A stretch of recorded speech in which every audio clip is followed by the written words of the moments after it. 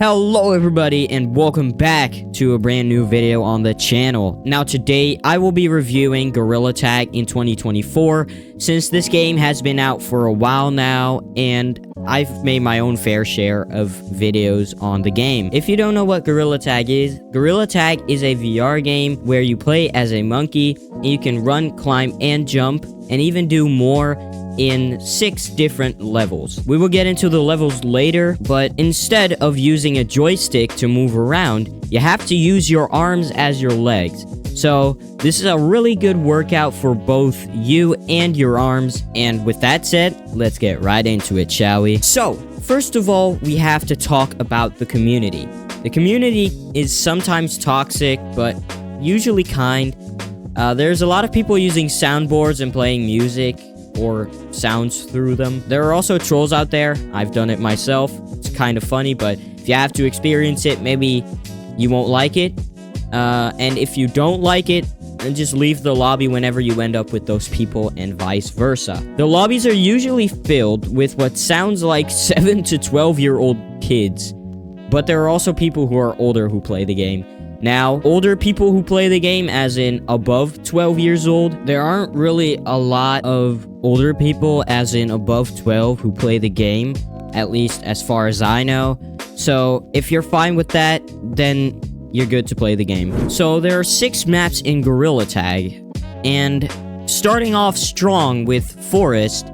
Forest is the OG map. This map has been here since the beginning of Gorilla Tag. And this map is a really great map to basically do everything. There's even a slide. It's not a big one, but there is a slide. So plenty of things to do here. And I personally think that this is one of the best maps in Gorilla Tag just because it's not too big of a map, but it has almost everything you could possibly want and need. In Forest, there is a hole which brings us to our second map, which is the beach map.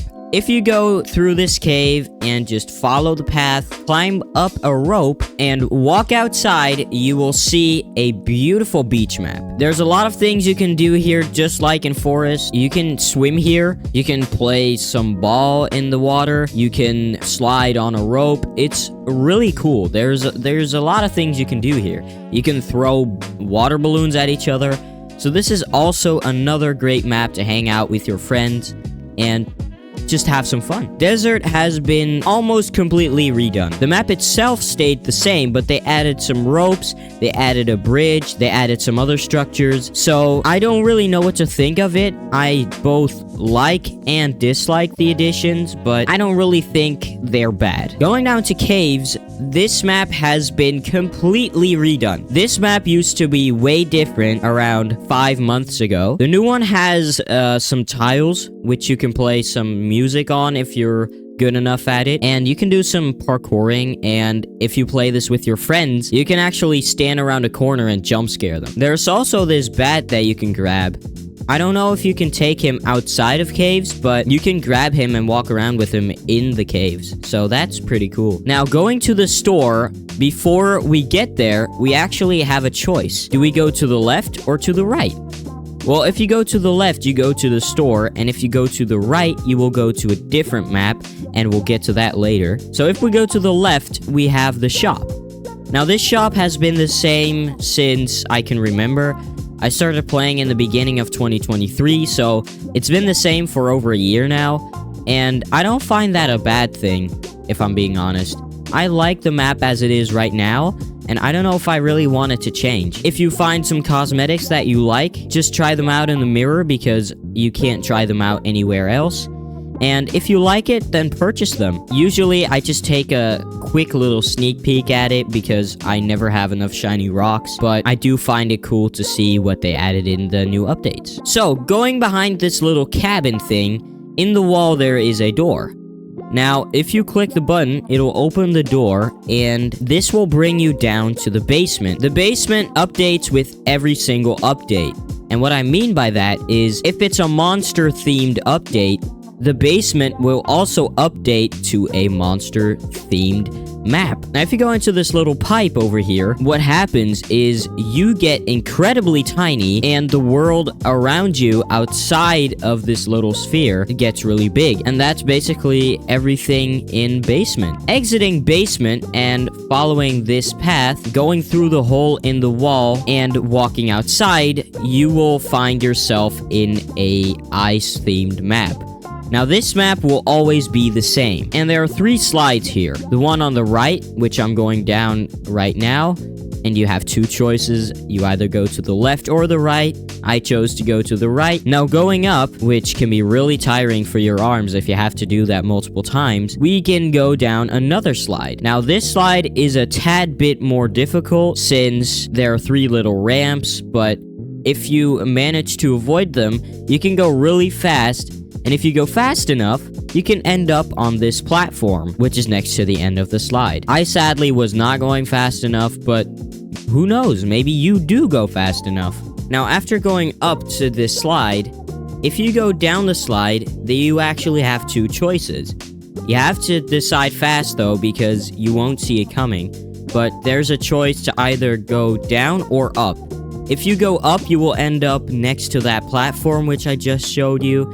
And if you choose the lower path, which you automatically choose if you don't do anything, then you will end up on the ground faster than if you take the route above. But they're both pretty fun, and if you do this with multiple people, I'm sure you will have a great time. Now, exiting the map and going to the other side, there will be another hole in the wall. Now, if you go into that hole, there is a parkour thing. If you're good enough at parkour, you can get in that little cage thing, and it has a button, and if you click it, it'll activate competitive mode. I have no idea what it does. I have done it once or twice, but I have no idea what competitive actually does since I never play mini games. But that's not relevant here because we have to go down here. If we go down here, there will be a hole in the ground once again. Now, this is a pretty long fall, so after you're done falling, you can follow the path, and you will end up in a swamp-ish map. I don't really know what to think of this map. I think you'd say you'd find, like,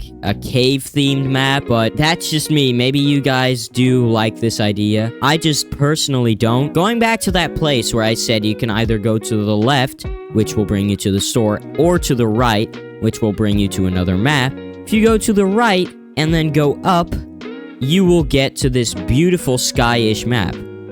Now, this map is also themed, so if it's winter, there will be snow-themed things there, and if it's spring, then there will be spring-themed things there. I really like this map because you can try out your parkouring a lot, and you don't have to worry about falling down because the barriers will just push you up. You won't be able to fall out the map, and those are basically all the maps. In the beginning, it's hard to move around since you can't move around with a joystick like in other VR games. Instead, your arms are your legs. But you should be able to get better at it after a few hours of moving around. What you will also start to notice is that after a few hours, your arms will start to get really tired, but you get used to it after you've played the game multiple times. If you've practiced long enough, you can start trying out different routes. Routes are basically ways to get around the map. The most common place to do that is forest. You can get onto the branches and move around, and they're usually close to each other, so you can start to try that out, or you can start learning some tricks which might be useful when you play in a minigame lobby. There might be a few bugs here and there, but they're not really common, so no need to worry. Except for one bug that only happens to people using Steam VR, and I will get to that later on in the video. The requirements. Assuming you're already in debt after buying your VR headset, maybe the Oculus Quest 2, the HTC Vive, etc.,